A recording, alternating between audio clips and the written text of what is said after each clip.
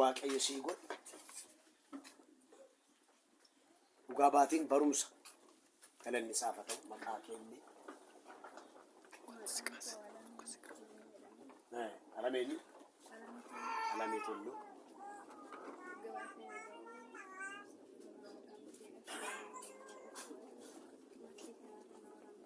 tole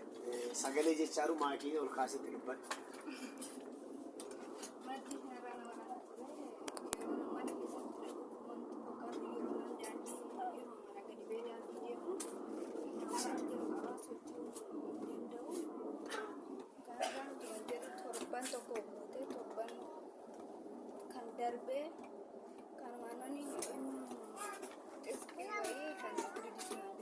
Okay.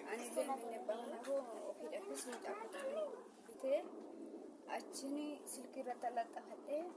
torban tokko darbe torban lama kanarratti xiskiin kun waan baane yaa waaqayyo dubbini astirifarraa jifaan jedhamu nama kan filma raawwataa dhukkuba siyootee waan kaan siyootee intaan nafa isa dheetanan kaatanan jira suuqii keessa iddoo kanatti qabadheetiniyyuu kadhadhee jiran kanarra dhugaa ba'uun qaba. Kuwaan muleen baane amantiidhumaan kun hojii guddaa qabadheetumaan kanatti kanaaf watti qabadheetumaan kadhadhee dhugaa. Tiksichuma iddoo si dhukkuba isaatti qabdee? Dhuma kanatti qabadhee. Mee kan fudhate lafa kanaa fudhatanii beektan tiksicha moobaayilatti kan lattafamu. Dhageessaniittu na waraana na dhukkubaa baay'ee na cannaqaa. Bakka ala ba'u baay'ee yaadda asuma deemu manuma gabbu mana keessa na dhukkubu yeroo mana kottee fuudhee alatti gadi ba'e na dhukkuba bakka adeemuu hin danda'u yeroo na colgee buufaa manni koo xiqqoo jaalcholsisaa baay'ee yaadda asiin kanarraan kana qabadheetiin kadhannaani dhugaa sifan baay'ee waaqayyo kuwaa malee miti waan baay'ee hojjeta kana bichaayyuu xunta dhukkoo xiqqoo kana xunta waan baay'ee hojjeta dheetana amaneetiin iyyuu qabadhee irratti kadhadhee dhugaa sifan baay'ee isarraa guyyaa borootti xiqqoonatti wayyaa guyyaa lama sadafaa irratti yaadisee amma bilisa jirma fayyi sagala keessa qabaa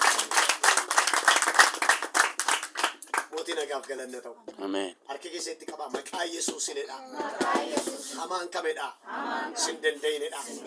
ammayyoodha kan siin mormu habushaa'oodha argitanii amantii amma ishee waa biraa miti yeroo sanatti tiksi irratti kadhatamee namni kamiyyuu waan barbaadan godhattu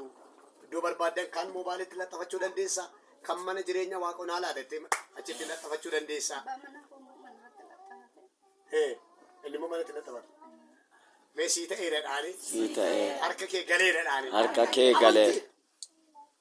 ilaa nam tokko immoo gaafa jalqaba maal godhee laphee kana dhukkuba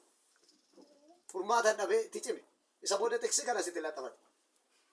kana sana yeroo sana lapheen kun fayyi mee galateeffadha waaqayyo